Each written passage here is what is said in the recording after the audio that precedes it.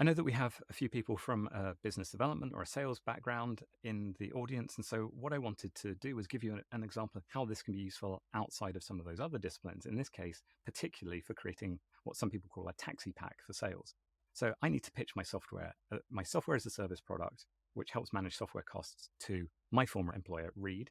So I've asked it, what should I know about the leadership, the competitors, the market of Reed that might be appropriate to selling them as a software as a service? What this has done is it has gone and looked online, and you saw just there that it is showing you, and I particularly asked it, show me your sources. So in this case, Copilot is excellent at showing the sources that it brought the data from. You can see the links on the screen there. And I'm specifically asking, what should I be talking to the customer about when I'm in this situation? What are the things that I should focus on when I'm having that sales conversation? Obviously, it doesn't replace good sales training, but it's a really good way to do some quick research about a customer.